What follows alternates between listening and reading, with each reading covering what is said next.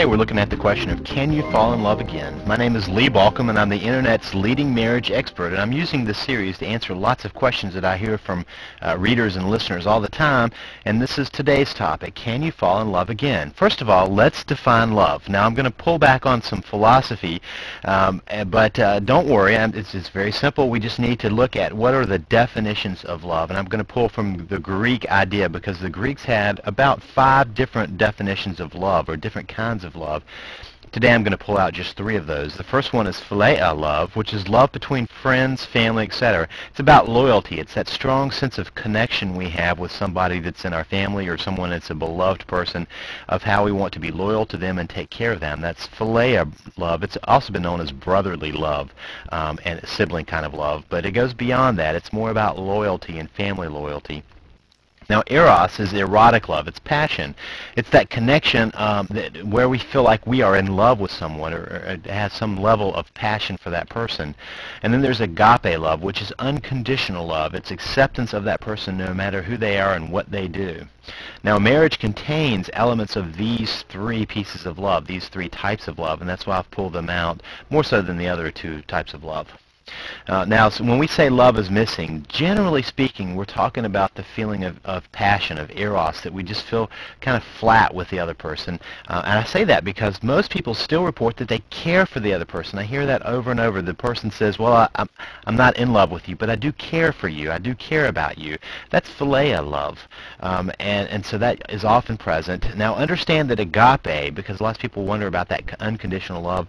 In my mind, agape love, unconditional love, is an ideal that we strive for. It's not one that we get very often, because let's face it, there are conditions on what would lead us to stop loving someone. You know, if they killed somebody, or if you found out that they were an abuser, or you know, a serial killer, or even if they had an affair on you, those may be places where you say, I will no longer love this person. And so we all have conditions on love. Unconditional love is something that we strive for in this life. So the question is, can eros return? Can passion return? Unequivocally, yes, it absolutely can return. And I say can return. That's different than will return. It's possible for it to return. Passion is a side effect of caring and doing loving actions. When we show care for somebody else, and when we actually do loving things, particularly romantically loving things, that's when that sense of passion comes about. Think about it when you started dating. Usually we start not with those feelings of passion, but they grow because, you know, you hold a hand, and wow, that feels kind of nice, and the other person reciprocates, and then you hug, and wow, that feels kind of nice, and the other person reciprocates. We kiss, exchange presents, and more, the more we do these loving things, the more we feel passion and love for the other person, especially when they're reciprocated. Reality TV has proven how easy it is to find passion. You watch some of the Bachelor or the Bachelorette, and you'll see that the same person can have passionate feelings for 5, 6, 7 people at one time. So in the right situation, given the right actions, passion can be created. And now, I have to say, there is a huge caveat on this. There's a huge disclaimer here, because in order for this to happen, both people need to be willing to let it happen. Let it happen means they don't get in the way of it, because sometimes someone feels too hurt to even try again. I heard someone say, you know, I think I could love you again. In other words, I could feel passion for you again, but my heart, I want to guard it. I don't want to be hurt again. And so she wasn't even willing to let those feelings come through. So the other person has to be willing to let that happen.